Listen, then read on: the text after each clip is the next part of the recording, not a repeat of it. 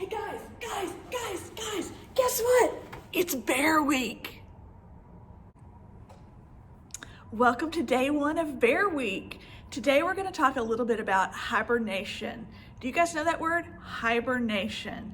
It's what happens when bears pack on a lot of extra calories. They go in the wintertime into a cave and fall asleep.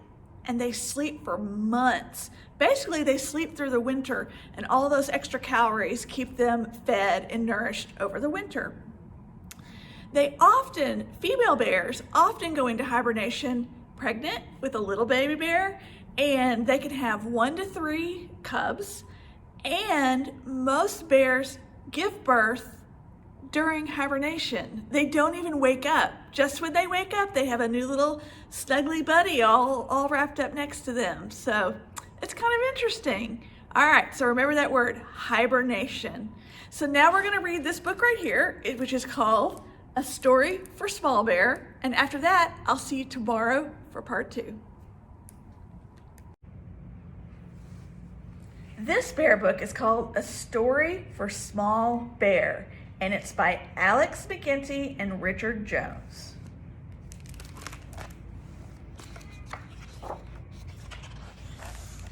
When a late night wind swirled into their den after a noontime nap, Small Bear shivered. Brrr. I smell frost in the air, Mama said. Tonight we'll start our winter slumber. Bear's winter slumber is called hibernation. Small Bear snuggled close. Will you tell me stories before we sleep? She asked.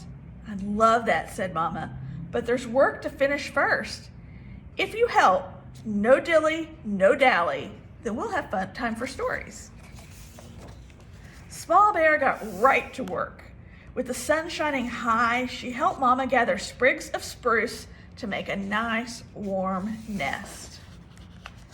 As Small Bear raked the forest floor, she came upon her favorite spot, the cozy hole in the spruce tree. She rubbed her nose in the sweet-smelling wood.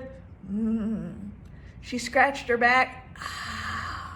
She could dilly and dally here forever. But then a gust of frigid wind ruffled her fur, and Small Bear shuddered. She did not like the cold, not at all. Small Bear thought of Mama nearby. No dilly, she told herself, no dally.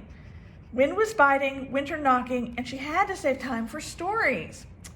Goodbye, tree hole, said Small Bear, and she carried her sprigs back to line her winter bed.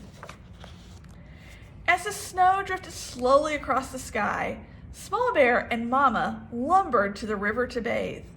Small Bear tumbled into the clear, cool water and shimmied until all the dirt had been washed away from her fur. She splished and splashed.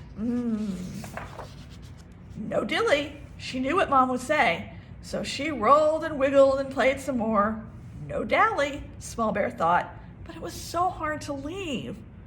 What could she do? The wind was biting, winter was knocking, and she had to save time for stories. Finally, firmly, Small Bear waded to the shore.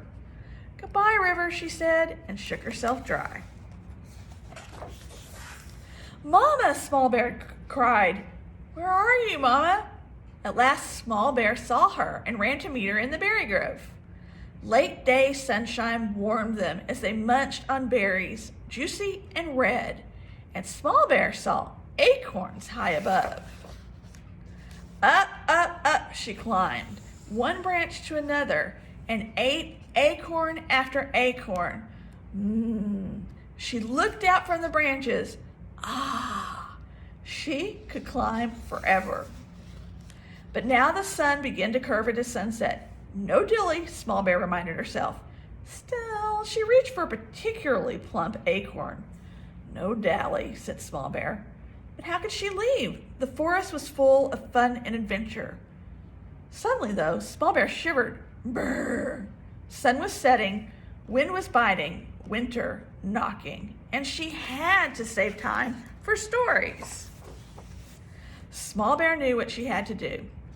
Goodbye, tree, she said, and down she scrambled. Mama, she called. She scampered between stories and scurried over rocks. Mama! Mama! Finally, Small Bear saw her lumbering near the bulberry bushes. Here I am, Mama, she said. And together they started down the path towards home. That's the way to ride, right?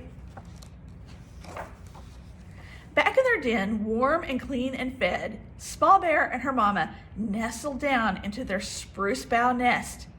Did I save enough time for stories? Said Small Bear. You did, Mama said, and pulled her close.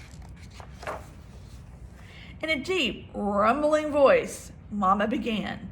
Once there lived a small bear who loved to play. Her mama watched as she scratched in her cozy hole.